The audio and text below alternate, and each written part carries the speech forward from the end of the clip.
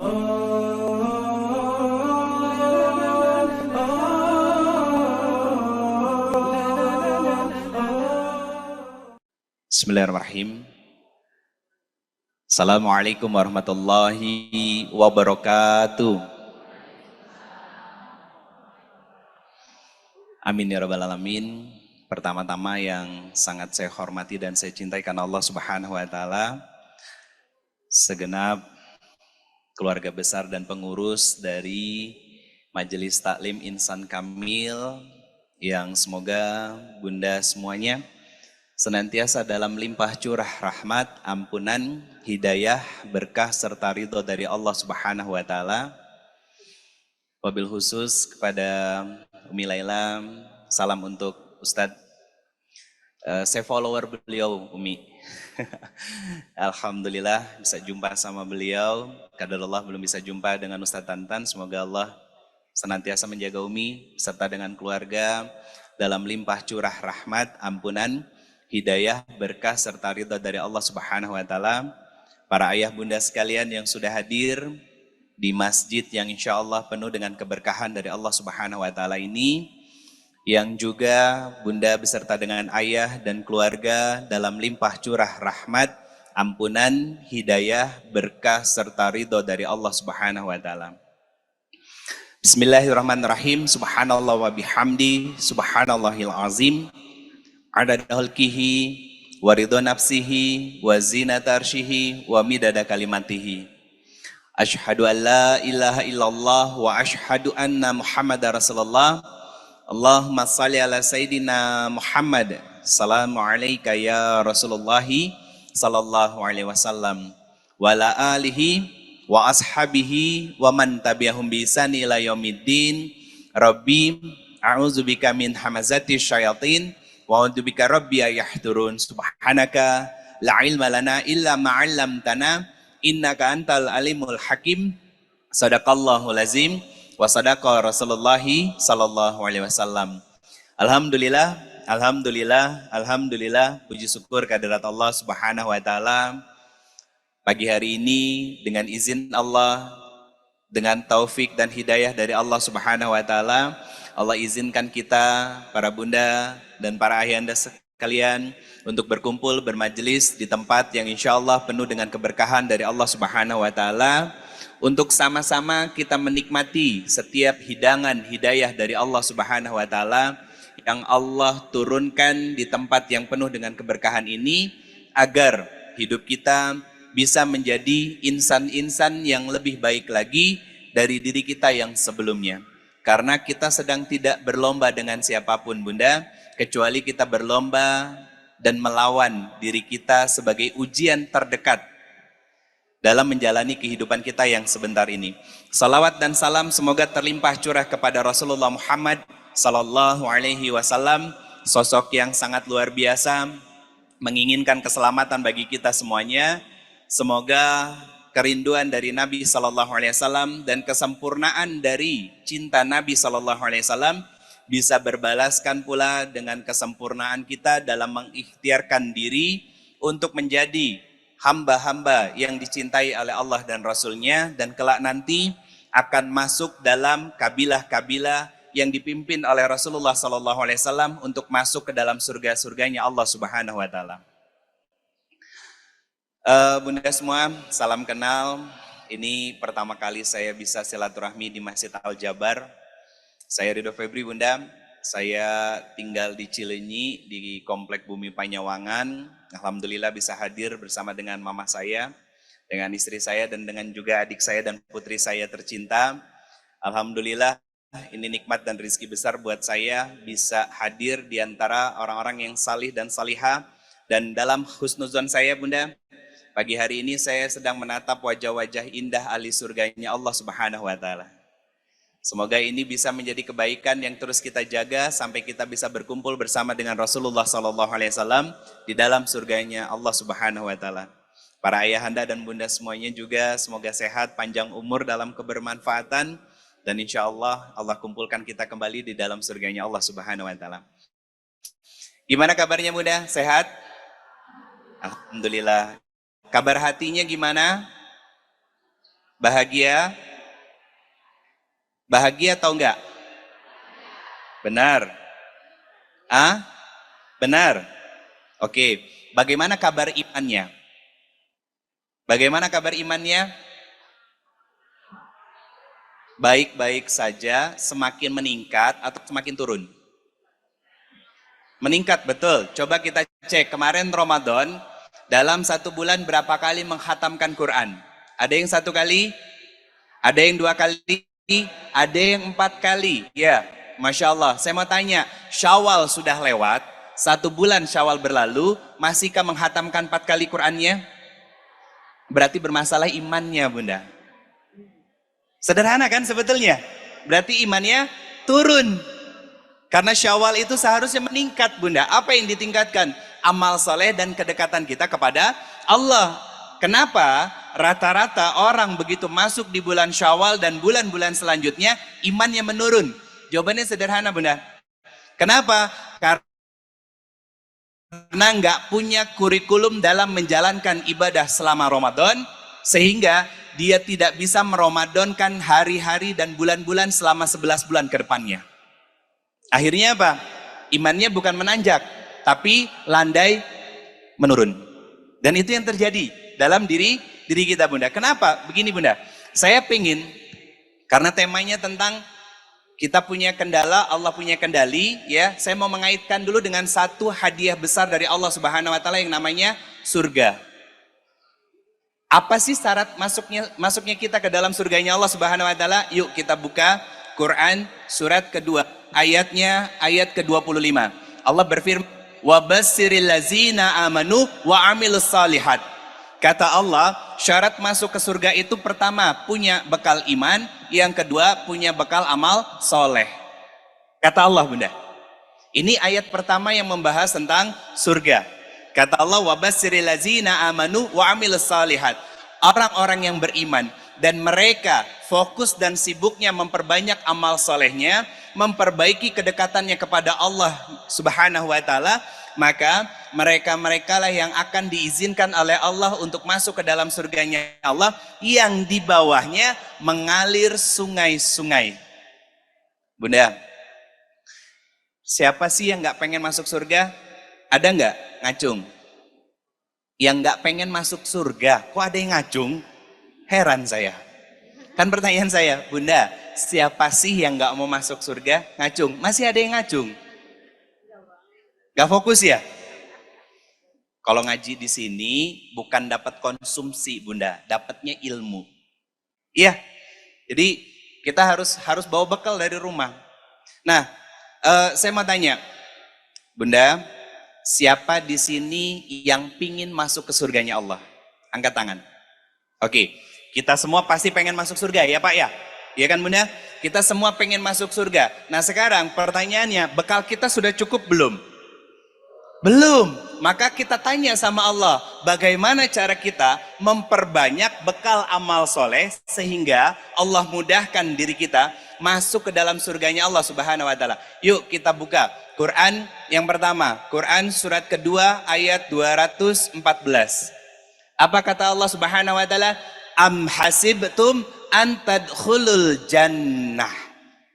Kata Allah, Bunda, tidak aku biarkan kalian, wahai hambaku, masuk ke dalam surgaku secara gratis dan cuma-cuma begitu saja. Kata siapa?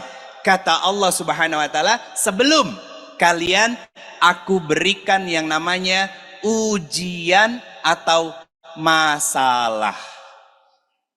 Maka Bunda, dari ayat ini sebetulnya Allah menyampaikan kepada kita tiket paling mudah, paling gampang untuk seseorang masuk ke dalam surganya Allah adalah apa? Ujian atau masalah. Sekarang saya mau tanya, Bunda, tolong angkat tangan siapa Pak yang selama hidup nggak pernah diuji sama Allah? Ngacung? Nggak ada kan? Pasti semua pernah diuji.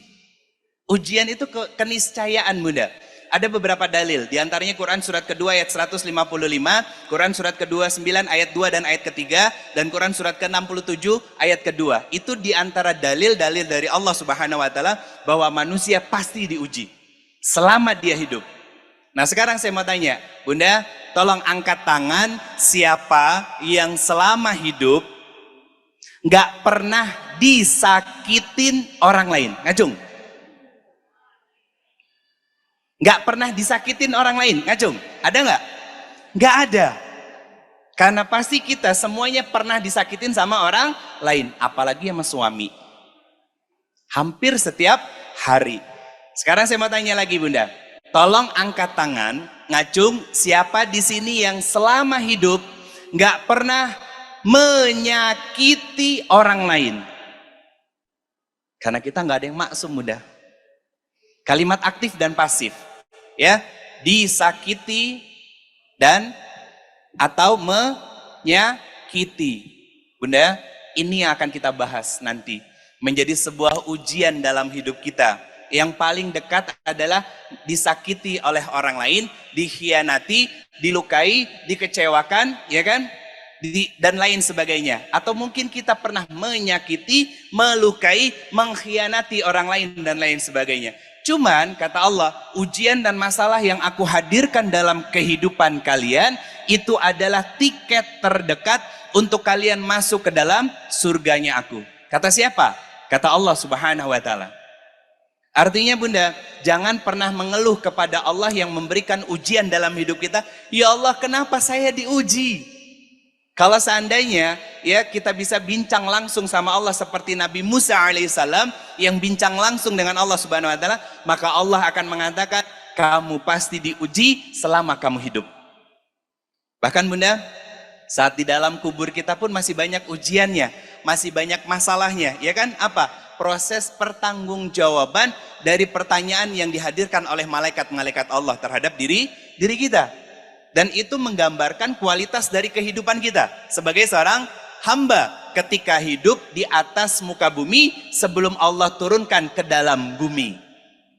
Maka Bunda, kita sama-sama belajar untuk sama-sama menerima setiap ujian dan masalah. Karena apa? Apapun kendala yang kita miliki, maka yakinlah semua dalam kendali Allah. Itu kuncinya Bunda.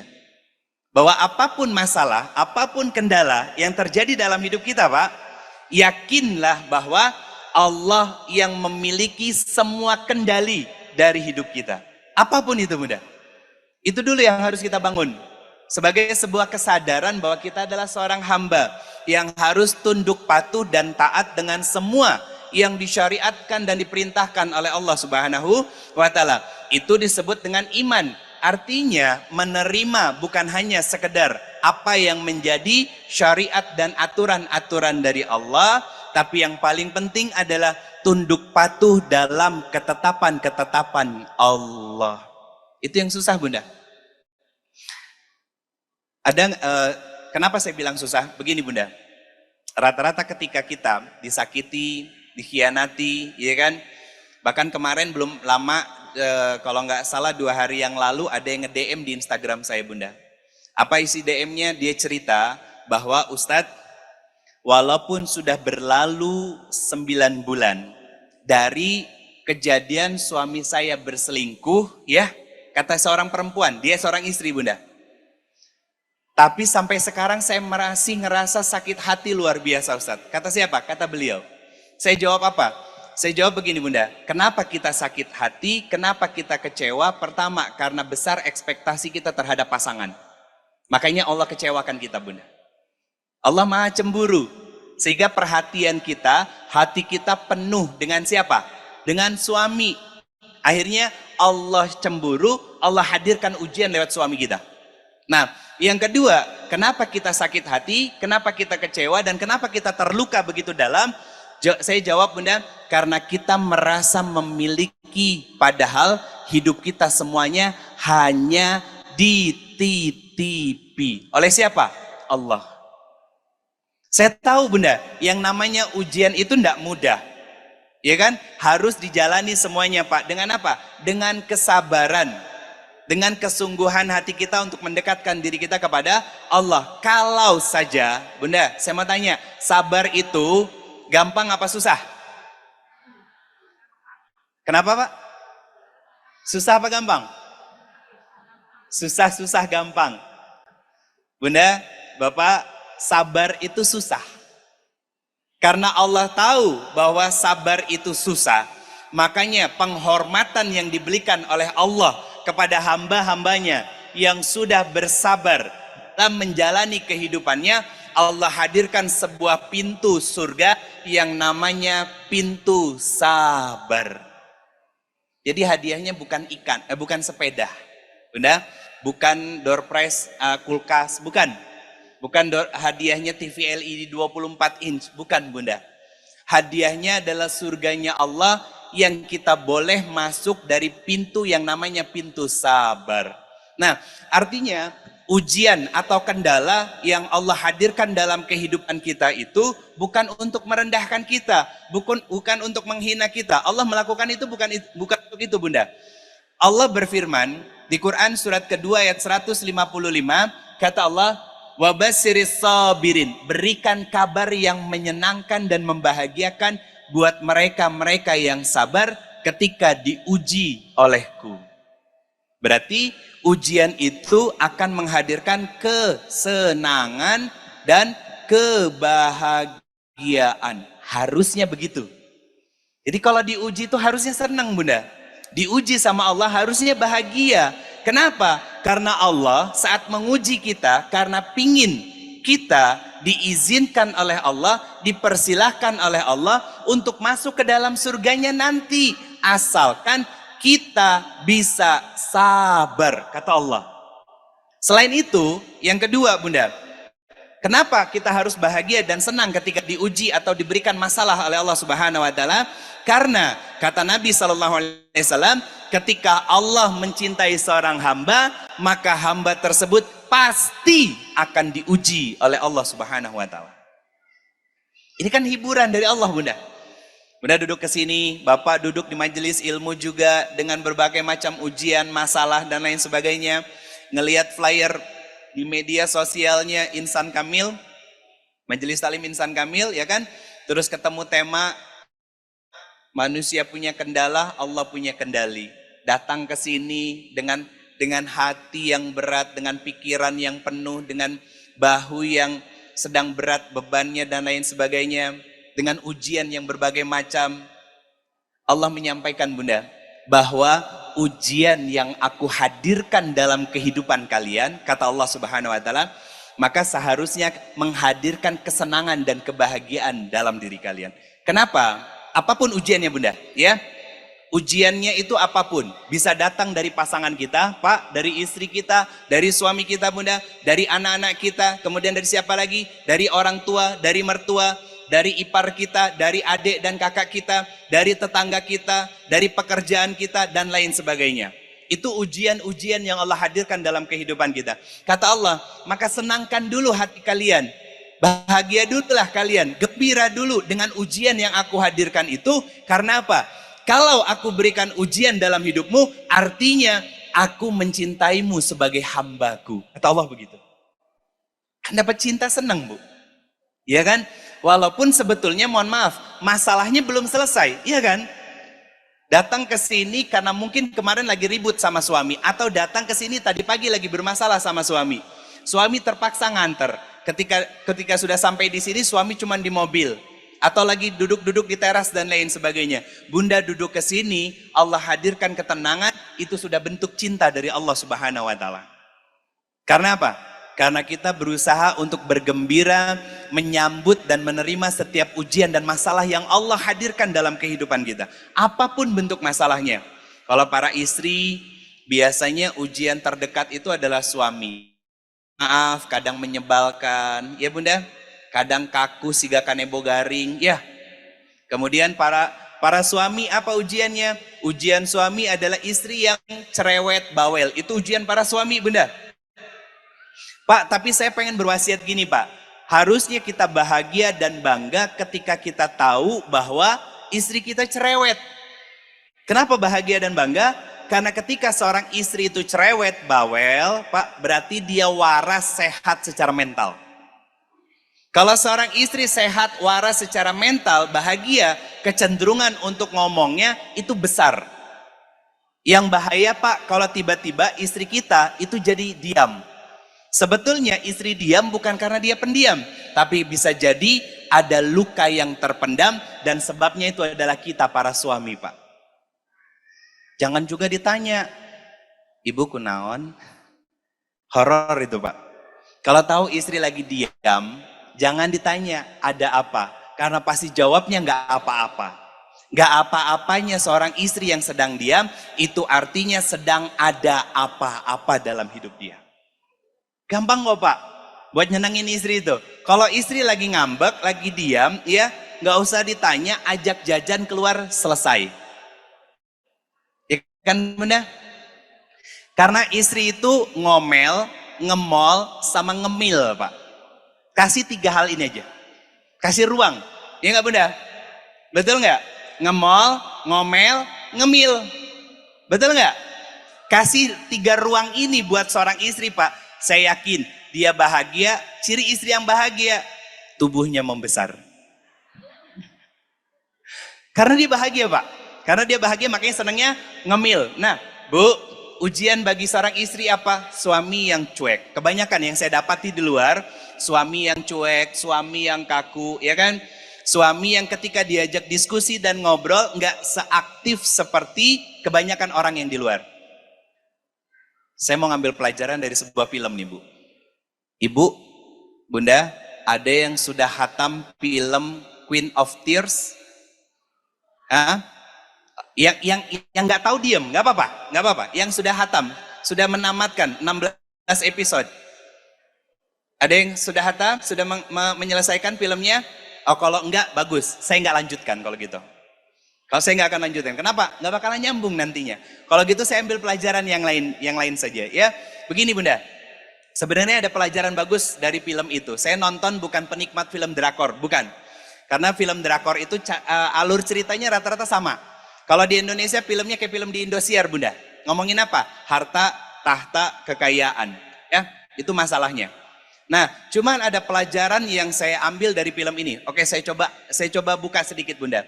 Film Queen of Tears ini ada seorang anak, dia seorang anak pembesar. Ini kisah film yang diangkat dari keluarga Samsung. Yang menikah dengan, kalau keluarga Samsung anak tertuanya perempuan itu menikah dengan laki-laki yang itu adalah bodyguardnya Bunda.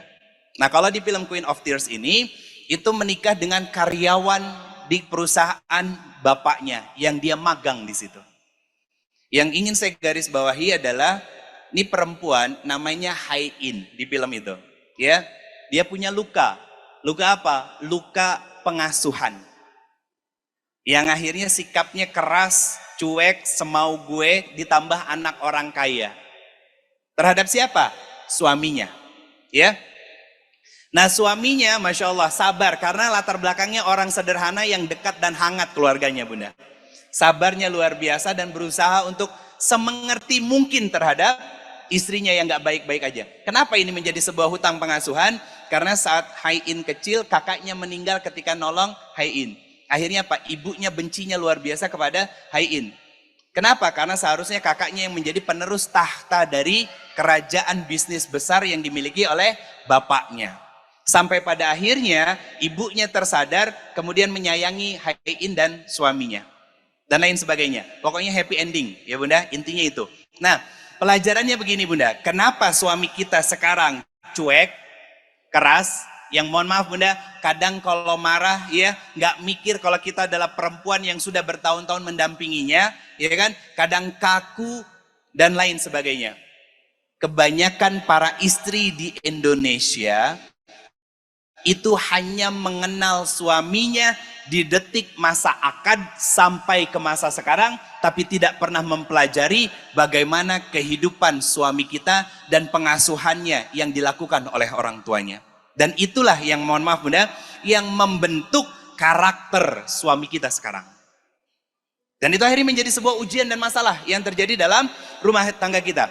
Dan saya mencatat Bunda, ya, banyak para pasutri, pasangan suami istri di Indonesia yang mereka bisa tinggal serumah tapi tak mampu hidup bersama. Saya ulangi, banyak yang mampu tinggal serumah tapi tidak mampu hidup bersama. Apa maksud dari hidup bersama? Harmoni antara suami dan istri. Satu sama lain saling memahami, saling mengerti, saling support, ya kan? Ketika ngelihat kondisi istrinya sedang nggak baik-baik aja, selelah dan secapek apapun seorang suami pulang dari aktivitasnya, dia akan sediakan telinga dan pundaknya untuk mendengar segala keluh kesah bagi istrinya. Dan seorang istri, ketika suaminya juga pulang ke rumah dalam kondisi lelah, dia dapati suaminya dalam kondisi yang capek luar biasa, dia tidak menginterogasi selayaknya seorang polisi yang sedang menginterogasi seorang penjahat. Apa yang dilakukan istri tersebut? Dia hanya menyediakan tempat ternyaman bagi suaminya pulang dan mengistirahatkan, serta melepaskan semua beban dan masalah yang dibawa dari luaran. Itu harmonis namanya bunda. Kebanyakan sekarang rumah tangga apa? Melepas kewajiban, aku suami kamu, kamu istri aku. Dan banyak yang terjadi seperti itu bunda. Siapa yang jadi korbannya? Anak. Akhirnya apa? Mohon maaf, anaknya lebih senang nongkrong di pinggir jalan sama teman-teman motornya, ya kan? Anaknya lebih senang nongkrong di kafe-kafe sampai tengah malam, ya kan? Kenapa? Karena orang tuanya ada tapi tidak hadir dalam membersamainya dan lain sebagainya. Itu kendala-kendala yang ada dalam kehidupan kita bunda. Sadar atau enggak, itu terjadi. Itu ada, ya. Ketidakdekatan anak dengan orang tuanya, hubungan yang hambar dan biasa antara suami dan istrinya. Kemudian apa? Ketidakdekatan antara suami dan istri dengan orang tua masing-masing dan lain sebagainya. Itu semua bagian dari ujian dan ujian yang Allah hadirkan dalam kehidupan kita. Yang Allah mau bunda, ya, yang Allah mau bahagia dulu ketika Allah hadirkan masalah tersebut. Senang dulu. Artinya gini bunda, kenapa saya katakan senang dan bahagia? Karena ujian dan masalah adalah cara Allah mengundang kita untuk kembali mengadu dan menangis dalam sujud-sujud panjang kita kepada Allah. Itu undangannya. Undangan yang paling romantis dari Allah itu adalah ujian, masalah bunda. Itu undangan romantis dari siapa? Dari Allah buat kita. Biar apa? Biar kita kembali kepada Allah untuk ngapain? Sujud dan minta tolong cuman kepada Allah. Cuman kebanyakannya apa? Kebanyakan dari kita bunda, yuk kita sama-sama jujur. Biasanya kalau kita diuji sama Allah, yang dicari itu Allah dulu atau teman. Yang dicari itu Allah dulu atau teman curhat. Rata-rata teman curhat bunda. Padahal teman curhat terbaik dan ternyaman itu Allah. Kenapa? Masalah datang dari Allah, harusnya kita kembali juga kepada Allah bunda. Akhirnya apa? Nikmat hidup kita. Walaupun belum diberikan solusi dari setiap masalah ujian yang hadir dalam kehidupan kita, ya, tapi Allah sudah tanamkan ketenangan. Itu yang pertama. Hadiah besar dari Allah Subhanahu wa taala. Kalau sudah tenang, nanti berpikirnya lapang. Cari solusinya lebih mudah bunda.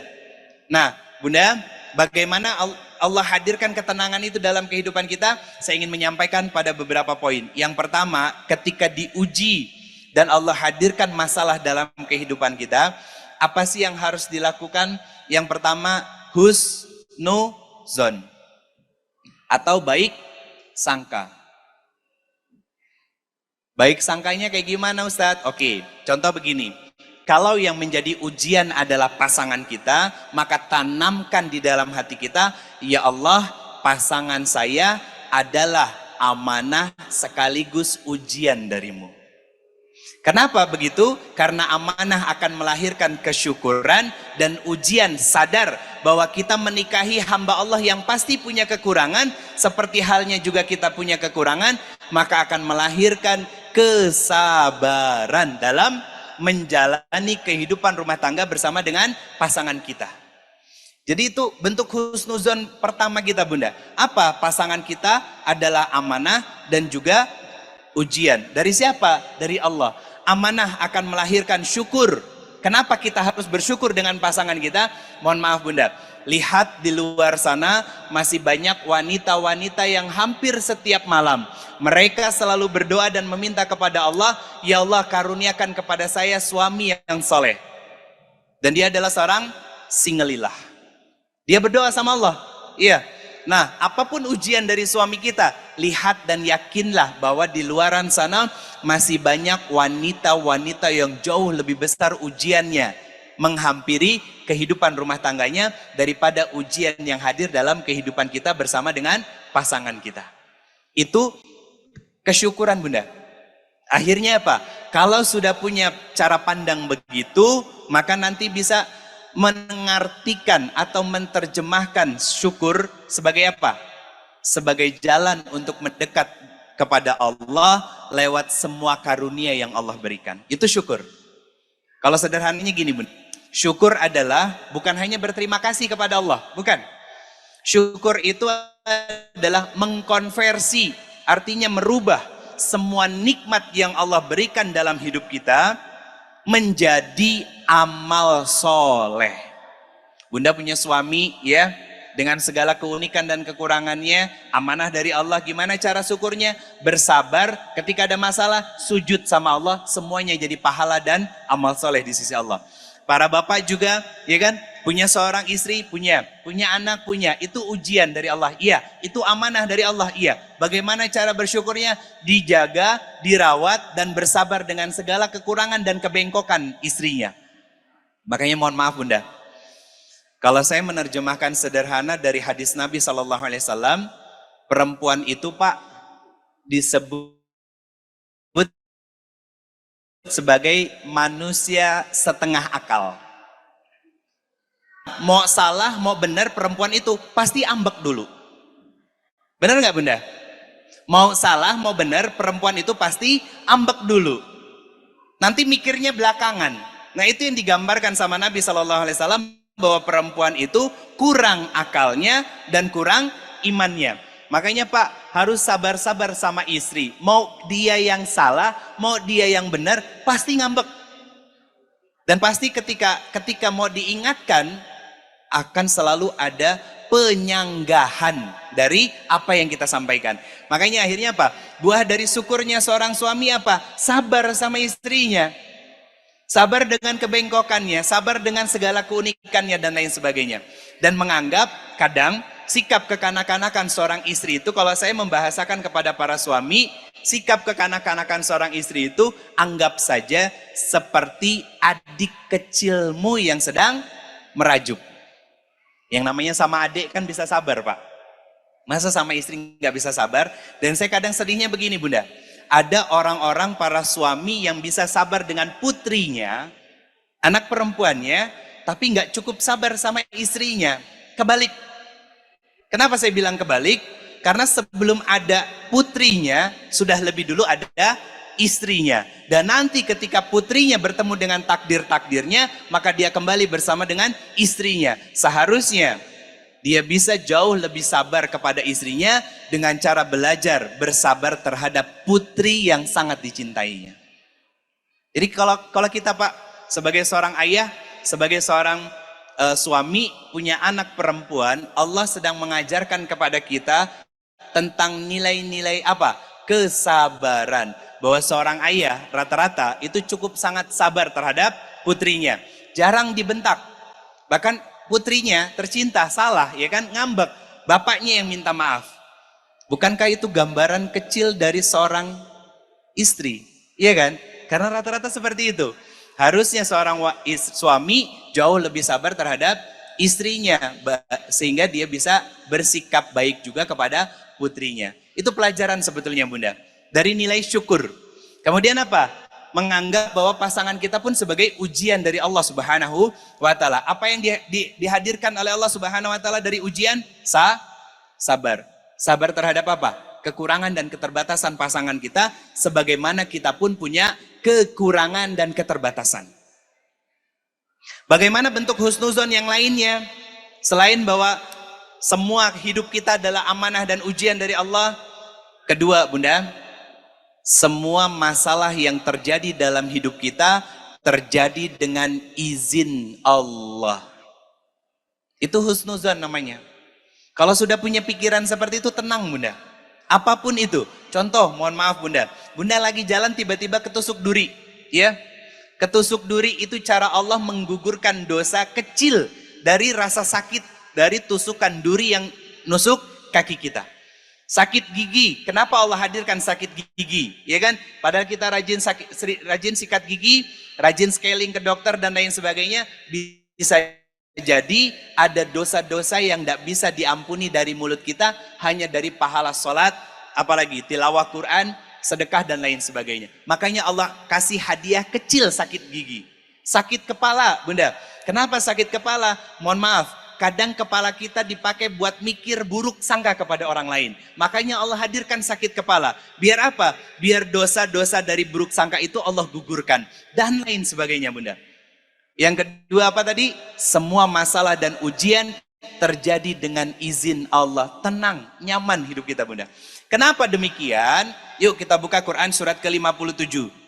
Al-Hadid ayat 22 sampai 23. Saya sederhanakan aja, Bunda, karena waktunya udah makin terbatas. Apa kata Allah Subhanahu wa taala? Setiap takdir-takdir hidup manusia, kita senang, sedih, bahagia, kecewa, terluka dan lain sebagainya, kata Allah sudah ditulis dalam kitab yang namanya Lauhul Mahfudz. Artinya, Bunda, Allah mengizinkan kita menjalankan semua peran. Tapi, ada tapinya, Bunda. Allah mengizinkan kita menjalankan peran kita sebagai seorang hamba dan manusia. Allah hadirkan dua kecenderungan jalan. Fa'alhamaha fujuraha wa taqwaha. Kata Allah, ada jalan fujur dan jalan takwa. Ada jalan keluh kesah. Ada jalan kemaksiatan. Dan ada jalan ketakwaan. Kata Allah, lanjutan ayat tadi, ketika diberikan nikmat, Allah mau lihat. Nikmat itu membawamu kepada kesyukuran atau justru kalian tidak bersyukur kepadaku. Kata siapa? Kata Allah Subhanahu wa taala. Begitupun ketika nikmatnya diambil, nikmatnya dicabut, kalian masih bisa bersabar atau justru malah mengeluh. Jadi Allah berikan dua jalan, Bunda. Jadi takdir-takdir kita itu sudah ditulis oleh Allah Subhanahu wa taala. Kapan Bunda bahagia, kapan Bunda senang, kapan Bunda kecewa, kapan Bunda terluka, kapan Bunda sakit hati, kapan Bunda menangis dan lain sebagainya. Dan Allah ketika menuliskan takdir-takdir itu mengapresiasi dan memberikan izin kepada kita dengan dua jalan. Jalan fujur dan jalan takwa. Kalau jalan fujur pasti berkesudahan menjadi sebuah dosa. Kalau jalan takwa pasti berkesudahan menjadi sebuah pahala berlapis amal solih. Ini konsep Qur'ani, Bunda. Kenapa kita harus berhusnuzon? Karena kita tahu semua takdir kita sudah dituliskan oleh Allah Subhanahu wa taala. Ustadz, kan kata Nabi SAW bahwa doa itu bisa merubah takdir seseorang. Iya, itu cara Allah menghormati hamba-hambanya yang beriman. Nah, bagaimana cara takdir itu dirubah? Allah yang maha tahu, Bunda. Tugas kita bukan memikirkan hal-hal seperti itu. Tugas kita adalah menjadi pribadi-pribadi yang memang layak ditolong, dibantu, dan dihadirkan solusi dari semua masalah kita, sehingga itu menjadi takdir-takdir terbaik dalam kehidupan kita, Bunda. Itu buah dari husnuzon. Apa? Semua yang hadir dalam kehidupan kita adalah amanah dan juga ujian. Itu yang pertama, Bunda. Yang kedua, segala sesuatu yang terjadi dalam hidup kita, semua terjadi dengan izin Allah. Ketika sudah Allah izinkan, pertanyaannya, apakah Allah ridho atau Allah murka terhadap diri kita? Itu tergantung jalan mana yang kita ambil. Jalan fujur akan mengundang murka Allah, tapi kalau jalan takwa akan mengundang kasih sayang dan ridho dari Allah Subhanahu wa taala yang kita lakukan, Bunda. Itu yang kedua. Yang ketiga, kenapa Allah hadirkan ujian dan masalah dalam hidup kita yang merupakan buah dari husnuzon kita? Bahwa yang ketiga, masalah hadir, ujian hadir karena Allah mencintai kita, Pak. Karena cinta sama kita Allahnya. Yang keempat, apalagi? Karena Allah ingin menggugurkan dosa-dosa yang tidak bisa digugurkan hanya dengan pahala sholat, sedekah, tilawah Quran. Tapi bisa digugurkan dengan apa? Pahala dari sabarnya kita melewati setiap masalah dan ujian yang hadir dalam kehidupan kita. Itu, Bunda, tentang husnuzon. Yang kedua, ya. Yang kedua saya tuliskan di sini, Bunda. Bagaimana cara kita agar bisa mudah untuk melewati setiap ujian dan masalah? Poin kedua adalah belajar untuk memaafkan orang lain. Siapa yang harus dimaafkan? Orang yang sudah berbuat salah sama kita. Saya mau tanya Bunda, memaafkan itu mudah atau sulit? Gampang atau susah? Susah. Kenapa susah? Yuk kita tanya sama Quran Bunda. Kenapa orang yang memaafkan itu ya begitu sulit untuk dilakukannya? Yuk kita buka Quran surat ketiga Ali Imran ayat 133 sampai 134. Ini rumusan dari Allah agar nanti kita mudah untuk memaafkan orang-orang yang sudah berbuat salah dalam hidup kita. Quran surat ketiga ayat 133 sampai 134. Allah mengawali, ahlan wa sahlan Umi. Allah mengawali dengan kalimat wasari'u ila magfiratim mir rabbikum, dan bersegeralah minta ampun kepada Allah. Ustaz, apa kaitannya sama memaafkan? Nanti saya sampaikan ya. Allah membuka ayat ini dengan kalimat wasari'u ila magfiratim mir rabbikum. Kata Allah, bersegeralah minta ampun kepada Allah. Kenapa demikian? Karena kita semua yang hadir di sini Bunda, ya, Bapak, tidak ada yang tidak pesan pertama dari Allah, sering-seringlah bertaubat, senang-senanglah beristighfar, senang-senanglah memperbaiki hijrahnya kalian, niatnya kalian, senang-senanglah minta ampun kepada Allah Subhanahu wa taala. Kenapa? Kata Allah, lanjutan ayatnya di ayat 133, Allah sudah menyediakan surga yang luasnya langit dan bumi. Buat siapa? Orang yang bertakwa. Siapa ciri orang yang bertakwa? Lanjut ayat 134-nya, mereka yang menginfakkan hartanya fis-sarra'i wad-dharra, dalam lapang ataupun sempit. Yang kedua, apa kata Allah Subhanahu wa taala? Ciri orang yang bertakwa yang kelak nanti akan dimasukkan ke dalam surganya Allah adalah mereka yang mampu menahan amarahnya dan mau memaafkan kesalahan dari orang lain. Bunda, tahu jawabannya kenapa kita harus memaafkan orang lain? Karena Allah menyediakan surga untuk kita. Jadi, Bunda semua yang dirahmati oleh Allah Subhanahu wa taala, kenapa kita harus memaafkan orang lain? Karena Allah sudah menyediakan surga untuk kita. Rasanya Bunda, capek kalau kita punya dendam, capek kalau kita punya dengki, capek kalau kita punya iri, punya hasad dan lain sebagainya. Lelah hidup kita Bunda. Maka belajarlah untuk memaafkan orang lain. Bagaimana caranya? Sering-seringlah bertaubat kepada Allah. Karena orang-orang yang senang bertaubat kepada Allah, senang istighfar, ya, senang meminta ampun kepada Allah adalah orang-orang yang dilembutkan hatinya oleh Allah, sehingga dia mudah untuk memaafkan orang lain. Nah, inilah rumusan yang Allah hadirkan Bunda. Di Quran surat Ali Imran ayat 133 sampai 134, kata Allah, bagaimana cara agar kita mudah memaafkan orang lain? Maka rajin-rajinlah bertobat kepada Allah, rajin-rajinlah minta maaf kepada Allah, rajin-rajinlah minta ampun kepada Allah. Nanti Allah lembutkan hati kita sehingga kita mudah untuk memaafkan orang lain. Kenapa kita harus memaafkan orang lain? Jawabannya karena kita pun butuh dan sangat butuh dimaafkan dan diampuni dosa-dosanya oleh Allah Subhanahu wa taala. Terakhir Bunda, poin ketiga, setelah kita belajar untuk berhusnuzon kepada Allah, semua terjadi dengan izin Allah, lalu kita belajar untuk memaafkan orang-orang yang sudah zalim dan menyakiti hati kita. Dengan cara apa? Banyak bersujud dan beristighfar kepada Allah, bertaubat dan meminta ampun kepada Allah. Yang ketiga, sabar-sabarlah dalam menjalani setiap proses ini. Kenapa harus sabar Bunda? Ingat tadi, karena Allah sudah menyediakan, membentangkan satu pintu surga yang namanya pintu sabar. Semoga Allah izinkan kita Bunda, untuk semuanya Pak, bisa menjadi hamba-hamba Allah yang dipilih oleh Allah untuk bisa masuk ke dalam surganya Allah dari pintu manapun yang kita sukai. Dengan izin Allah, dengan ridha Allah, dengan taufik Allah, insya Allah kita berkumpul bukan hanya di dunia, tapi juga di dalam surganya Allah Subhanahu wa taala.